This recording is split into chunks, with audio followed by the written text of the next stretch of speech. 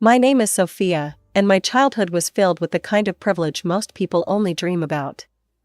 Our house was something straight out of a magazine: spacious rooms, manicured lawn, and a pool that hosted countless summer parties.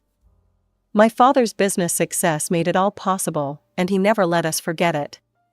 "Sophia, honey, remember that everything we have comes from hard work," my dad would say, his voice carrying that familiar mix of pride and authority.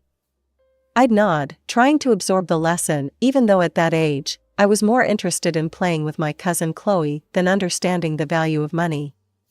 Ah, Chloe. She was practically my sister, even though technically she was my cousin.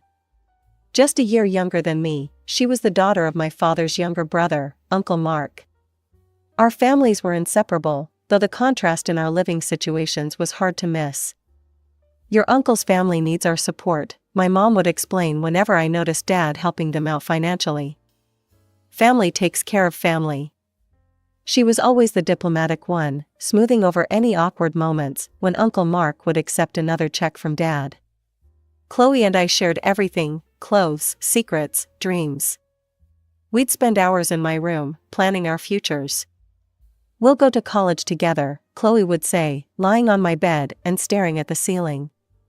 "And then we'll live in apartments next to each other, and our kids will be best friends too." When high school graduation approached, true to form, my father announced he'd pay for both our college educations. Mom stood beside him, beaming with pride as he made the announcement at our joint graduation party. "Both my girls deserve the best education possible," he declared, putting an arm around each of us. I remember how Chloe's eyes welled up with tears of gratitude, while I just smiled, taking it for granted. Looking back now, I should have noticed the signs. But back then, I was just happy to have my cousin/sister by my side as we packed our bags for college.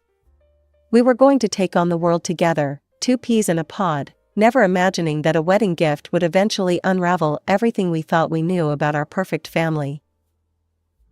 "This is going to be amazing," Chloe squealed as we decorated our dorm rooms, located conveniently across the hall from each other. "Nothing can ever come between us, right, Sophia?" "Nothing," I promised, meaning it with all my heart. God, how naive we were. How naive I was. But that's the thing about perfect families: sometimes they're perfect only because we choose not to look too closely at the cracks in the foundation. College flew by faster than I expected. Before I knew it, I was walking across the stage to receive my diploma, my family cheering from the audience. I felt on top of the world, armed with my degree. I quickly landed a job at a marketing firm. Everything seemed to be falling into place. Well, almost everything. "Dad, I've been thinking about getting my own place," I brought up one evening over dinner. I'd been browsing apartment listings online, dreaming of having my own space. "The rental market is crazy right now, and with a down payment." "Sophia," he cut me off, putting down his fork. "You're an independent woman now. You have a good job. It's time for you to earn your own living. Your mother and I gave you a great education, but now it's time for you to stand on your own 2 feet." Mom just sat there, nodding in agreement.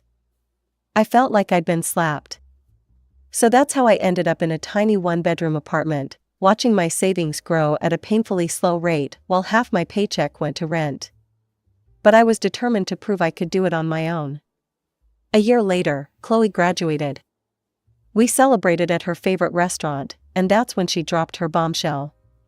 "Jake proposed," she squealed, flashing a diamond ring. "We're getting married in 4 months." 4 months flew by in a whirlwind of wedding preparations. I threw myself into my maid of honor duties, helping Chloe pick out everything from her dress to the table settings. Despite my own housing struggles, I was genuinely happy for her. The wedding day arrived, and everything was perfect. The ceremony was beautiful, the reception elegant. I watched Chloe dance with Jake, both of them glowing with happiness. Then my father stood up to make his speech. "Chloe," he began, his voice thick with emotion. "You've been like a daughter to me all these years. Watching you grow up alongside Sophia has been one of life's greatest joys." I smiled, sipping my champagne. Standard wedding speech stuff.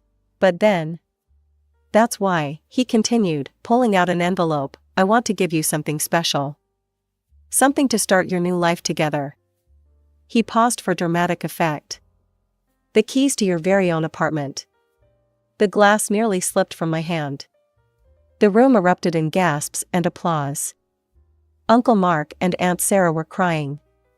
Chloe rushed to hug my father, sobbing thank yous into his shoulder. You deserve this, he said loudly enough for everyone to hear. I love you like my own daughter. I sat there, frozen, as relatives crowded around Chloe and Jake, congratulating them on their incredible gift. My mind was spinning. The same father who told me to stand on my own 2 feet had just handed my cousin an apartment. I gripped my champagne glass so hard I thought it might shatter. But I kept smiling. Kept playing my part. This was Chloe's day, after all. I wouldn't make a scene. I waited exactly 3 days after the wedding before I showed up at my parents' house. My hands were shaking as I rang the doorbell, but my voice was steady when Dad opened the door. We need to talk, I said, walking past him into the familiar living room where I'd spent so many happy moments. What's on your mind, Sophia? He settled into his favorite armchair, looking perfectly calm, as if he hadn't just dropped a bomb on my life. Really? You're going to pretend you don't know? I stayed standing, too agitated to sit. You told me to earn my own living, to stand on my own feet. But you just handed Chloe an apartment like it was nothing. Want to explain that? Dad sighed, like I was being unreasonable. It's different with Chloe. She doesn't have the same opportunities you do. Different how? We went to the same college, got the same education, which you paid for, by the way. She comes from a poor family, Sophia.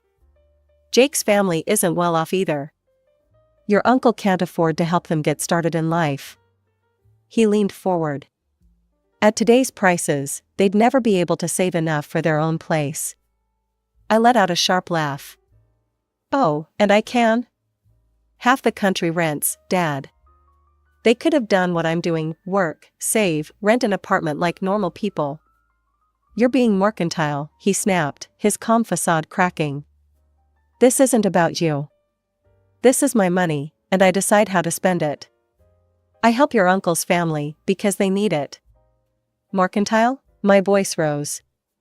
This isn't about money, it's about fairness. How do you think it feels to watch you treat your niece better than your own daughter? That's enough, Mom burst into the room. I hadn't even realized she was home. How dare you question your father's decisions? You have no right to tell him how to spend his money. Oh, so you're okay with this? I turned to her. Your husband giving another woman's daughter an apartment while telling his own to struggle? Don't you take that tone with me, young lady. Mom's face was red with anger. Your father has provided everything for you, and this is how you repay him. With jealousy and demands? Jealousy? I was practically shouting now. You think this is about jealousy? This is about respect. About treating your own child with the same consideration you show to others. Get out, Dad's voice was cold.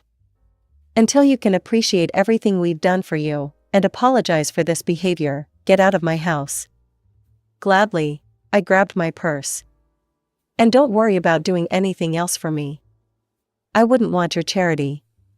My eyes were burning with angry tears as I got into my car. It wasn't about the money, it never had been. It was about the double standard, about watching my father bend over backward for Chloe while telling me to toughen up. 5 years can change a lot of things. In my case, they changed almost everything. I built my career, rising through the ranks at my marketing firm to become a senior account manager. I saved money diligently, though nowhere near enough for a down payment in this insane market, and most importantly, I found Michael. He walked into my life during a client meeting. He was the creative director we were partnering with, and something just clicked. The moment he proposed, on a random Tuesday evening while we were cooking dinner together, I knew I'd finally found someone who truly put me first. The wedding planning started immediately. Our date was set for early summer, and I threw myself into it with the same determination I brought to everything else in my life. The venue was booked, the dress was chosen, and then came the hardest part, the guest list. I spent hours at my kitchen table, staring at names and relationships, though it wasn't hard to decide who wouldn't be on it. I hadn't spoken to my parents or Chloe in 5 years, not since Chloe's nasty message on Facebook. "You're just jealous, because I have a husband and an apartment while you have neither. Grow up, Sophia. Maybe if you weren't so entitled, you'd have both by now. But I guess some people just can't handle seeing others succeed." I'd blocked her after that. It was easier that way, cleaner. I built a new life, surrounded myself with people who valued me, and tried to forget about the family that had made me feel like a second-class daughter. But word travels fast in families, even broken ones. I was sitting in my apartment, reviewing floral arrangements and debating between roses and peonies, when my phone rang. Dad's name flashed on the screen, the first time in 5 years. My heart jumped into my throat, and my hand shook as I answered. "Sophia," his voice sounded older somehow, more tired. "I hear congratulations are in order." "Who told you?" My voice came out steadier than I felt. "Does it matter? Why didn't you invite me to your wedding?" He paused, and I could hear the hurt in his voice. "I'm your father. I should be the one walking you down the aisle." A bitter laugh escaped me before I could stop it. "Really? Now you want to play the father card?" "Sophia. Actually, I'm curious," I cut him off, feeling reckless. Something about hearing his voice had unleashed all the emotions I'd kept carefully contained for 5 years. "Will you be giving me an apartment as a wedding gift? You know, like you did for Chloe?" The silence on the other end stretched out so long I thought he'd hung up. Finally, he cleared his throat. "Look, sweetheart, business hasn't been great lately. I can give you $5,000 for the wedding. That's a generous gift. You should be grateful." $5,000. After giving Chloe a whole apartment. I felt that old familiar burn of indignation rising in my throat. Some things, it seemed, never changed. "Thanks for your generosity, Dad," I said, my voice dripping with sarcasm. "But keep your money. I don't need it." The line went dead before he could respond. I stared at my phone, my hands trembling slightly, wondering if that 5-year silence had been better than this reminder of why I'd cut contact in the first place. The notification popped up on my phone the next morning. "Robert Anderson has shared a post." My father rarely posted on social media, so seeing his name alone made my stomach clench. When I opened it, my hands started shaking. "I never thought I'd have to write something like this about my own daughter," the post began. "But Sophia has shown her true colors. She's demanding an apartment as a wedding gift, threatening not to invite me to her wedding unless I comply. The selfishness and mercenary attitude she's displaying breaks my heart. What happened to the daughter I raised?" The comments started rolling in immediately. "Aunt Linda, how ungrateful can she be? Cousin James, some people never appreciate what they have. Even people I barely knew were weighing in, you can't demand gifts like that. What kind of daughter blackmails her own father?" My fingers flew across the keyboard before I could stop myself. "A matter of principle? You gave my cousin an apartment for her wedding. Your own daughter deserves the same consideration, or at least an explanation for the difference in treatment." But the comments kept coming, each one more judgmental than the last. My hands were shaking so badly I could barely type, but something had snapped inside me. I opened a new post and started writing. "Let me tell you all a story that's been bothering me for years," I began. "It's about a father who has always treated his niece better than his own daughter. Let me list the ways. Every birthday, Chloe got lavish parties, while mine were simple family gatherings. When we went on family trips abroad, Dad always took Chloe shopping separately, buying her extras I never got. Her pocket money was consistently double mine. Dad paid for her education, which I appreciate he did for both of us. He gave her an apartment as a wedding gift, while telling me to stand on my own feet. At Chloe's wedding, she had her first dance with my father instead of her own. And you know what? The more I think about it, the more suspicious this whole situation seems. I wouldn't even be surprised if it turned out Chloe was actually my father's daughter. I hit post before I could second guess myself. The words stared back at me from the screen. A nuclear bomb dropped into the middle of our family's carefully maintained facade. There would be no taking it back now. The aftermath of my post was nuclear. Within hours, my phone was blowing up with calls and messages from every corner of the family. Some relatives immediately announced they wouldn't be attending my wedding. Mom called first, her voice shrill with anger. "How could you? Do you have any idea what you've done to this family? Your father is devastated. We raised you better than this." Dad's call came next, a stream of rage and accusations about how I was destroying the family name. "You're dead to me," he spat before hanging up. Aunt Sarah's call was particularly venomous. "You vindictive little bitch," she hissed. "How dare you suggest? You're just jealous of my daughter's happiness." Then came Chloe's message: "Congratulations on proving what a hysterical, paranoid person you've become. I feel sorry for your fiancé. He's marrying a delusional woman who invents sick stories about her own family because she can't handle not being the center of attention. Don't worry about blocking me, I'll do it myself." I quietly blocked everyone who'd left nasty comments or messages. My wedding guest list got significantly shorter, but I told myself it was for the best. Only Uncle Mark remained silent throughout the whole ordeal, which I found oddly comforting amid the chaos.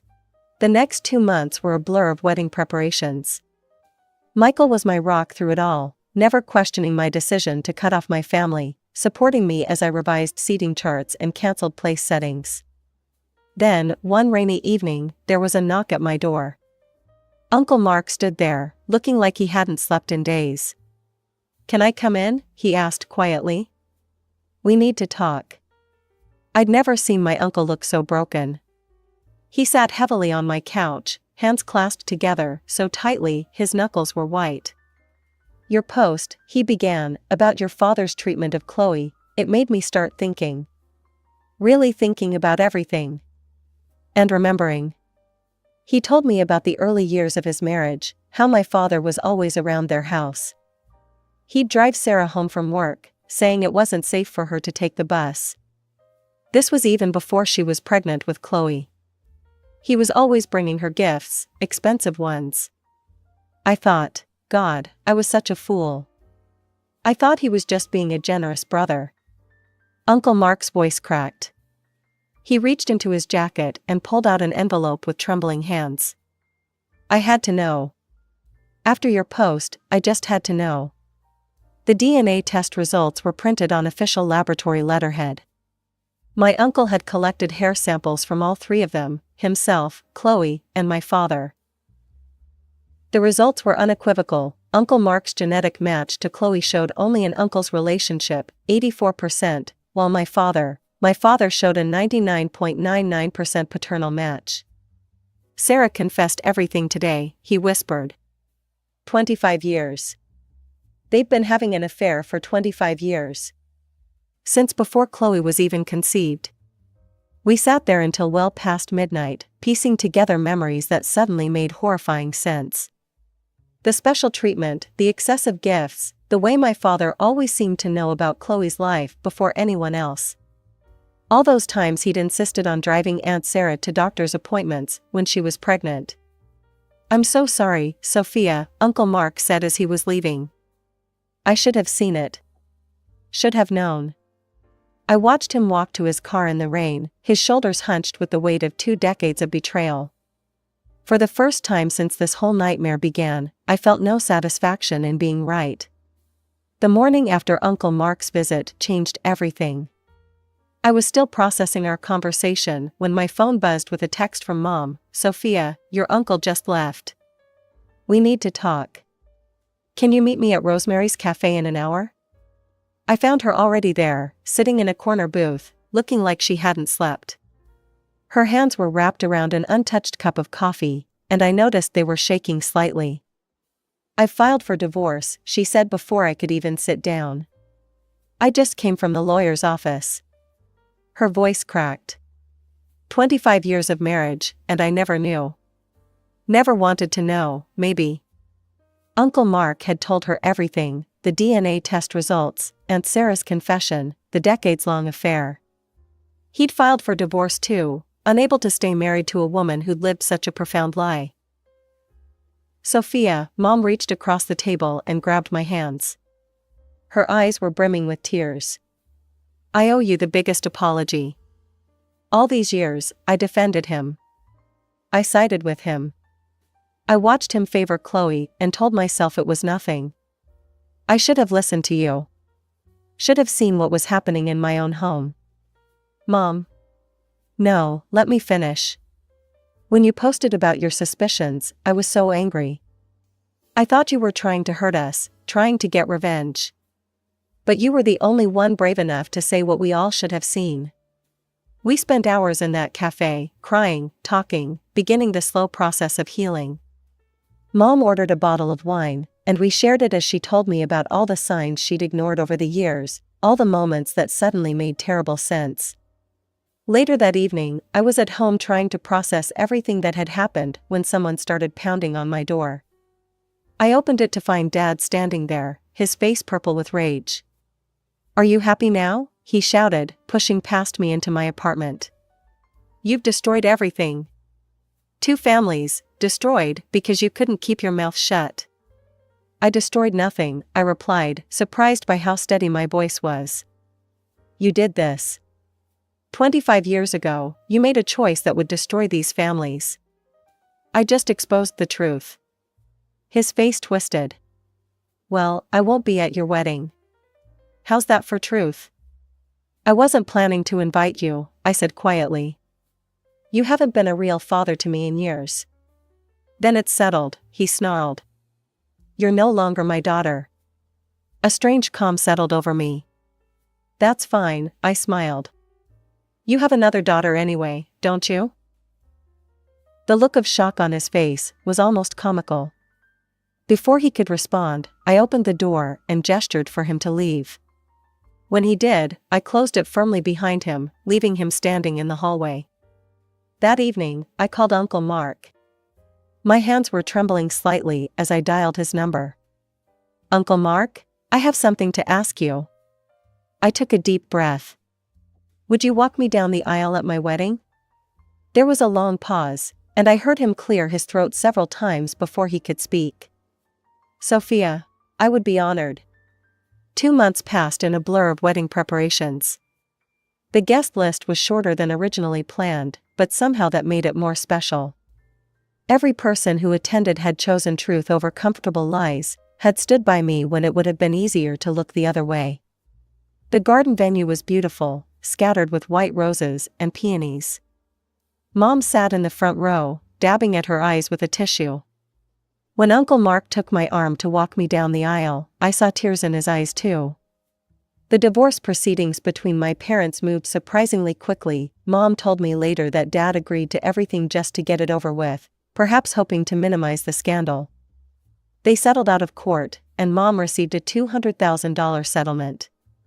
I was in my rented apartment, surrounded by wedding thank you cards I was writing, when Mom came to visit one afternoon. "I want you to have this," she said, sliding an envelope across my coffee table. Inside was a check for the full settlement amount. "I don't need this money.